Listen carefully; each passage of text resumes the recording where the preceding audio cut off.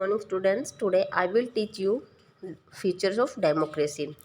हमारा जो first part था 9th क्लास का सिविक्स का, ये फर्स्ट चैप्टर है। उसमें हमने फर्स्ट पार्ट में हमने क्या किया था कि डेमोक्रेसी क्या होती है, उसके 2 फीचर्स हम ऑलरेडी कर चुके थे।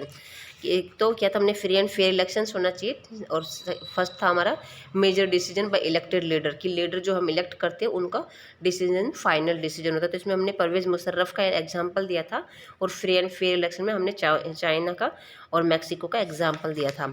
आज का जो हमारा थर्ड जो फीचर्स है डेमोक्रेसी का, वो है 1 पर्सन 1 वोट 1 वैल्यू।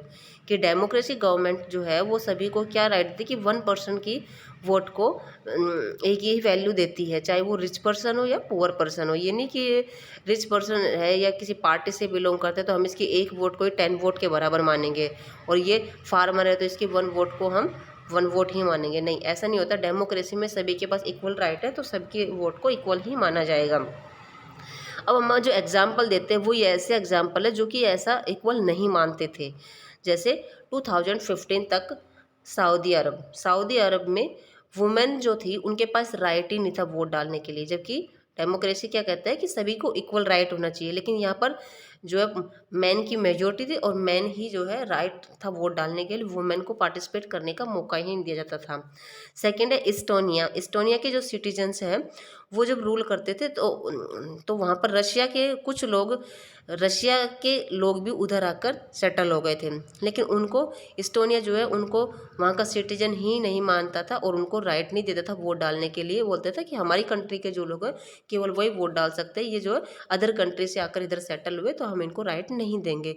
इसी तरीके से फिजी लोग कौन होते हैं, जो स्लेव का काम करते थे पहले, फिर धीरे धीरे वहीं पर जो है वो सेटल हो गए, फिर उनके बच्चे भी उधर ही रहने लग गए, तो उनको कहते थे फिजी।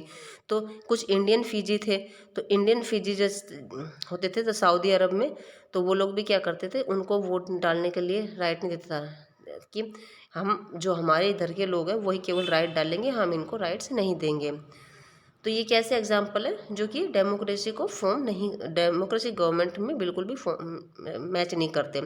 डेमोक्रेसी ई एडल्ट सिटीजन, डेमोक्रेसी का रूल क्या कहता है कि सभी सिटीजन्स को जो 18 ईयर्स के है उसको वोट डालने का राइट है।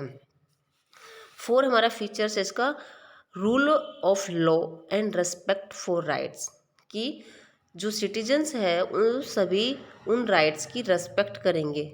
जो उनके राइट्स है, चाहे वो पावरफुल पर्सन हो या वो पुअर पर्सन हो, लॉ में जिसको भी जो राइट दिए हैं वो सभी एक दूसरे के उनके राइट्स की रेस्पेक्ट करेंगे।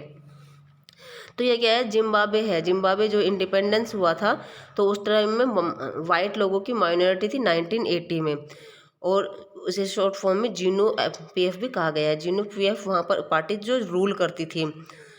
रॉबर्ट मोगब वहाँ का लीडर था, और ये क्या करता था, rule the country since independence. Elections were held regularly, हमेशा जानू पार्टी ही इलेक्शंस हेल्ड कराती थी, और ये विनर भी होती थी।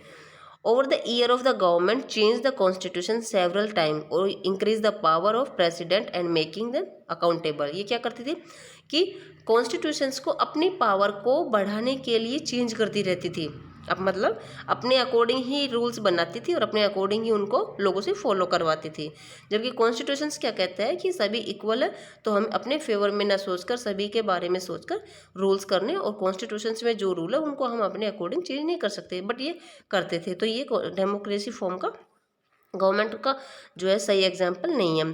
डिक्लेयर द लीगल, और जो पहले से जो था, जो इनका ऑब्जेक्शन उठाता था उनको इलीगल ठहरा देते थे कि ये इलीगल है, जो पहले जो रूल्स थे हम इनको फॉलो नहीं करेंगे, और जो इनका ऑब्जेक्शन उठाएंगे, कोई भी न्यूज़पेपर वाला, प्रिंट वाला, प्रेस वाला इनका ऑब्जेक्शन करेगा तो उसको क्या किया जाएगा, पनिशमेंट की जाएगी। ये इन्होंने कब तक किया, 2017 तक फोर्सफुली जो है ऑफिस रूल्स बनाए और उनको सभी को फॉलो भी करवाए। तो ये 4 फीचर्स थे हमारे डेमोक्रेसी के। एक बार फिर से इसको समराइज कर देते हैं। फर्स्ट फीचर्स है rules elected by the people, की डेमोक्रेसी में लोगों के द्वारा इलेक्ट किए हुए लोग होते हैं, उसमें मेजर डिसीजन जो होता है वो लोगों के फेवर में होता है। सेकंड था elections offer change and fair opportunity, की सभी को फेयर अपॉर्चुनिटीज़ होती है वोट करने के लिए, और उनको रूलर को हम अपने अकॉर्डिंग चेंज नहीं कर सकते, वो लॉ के अकॉर्डिंग ही चलना पड़ेगा उनको। थर्ड है कि choice of opportunities available of the people equal based, कि सबका इक्वल बेस्ड होना चाहिए। ये नहीं कि ये रिच पर्सन है, ये पुअर पर्सन है, नहीं, सबको इक्वल राइट्स होना चाहिए लॉ की नज़रों में। The exercise of the choice leads the government emitted by the basic rules of constitutions and the citizens rights.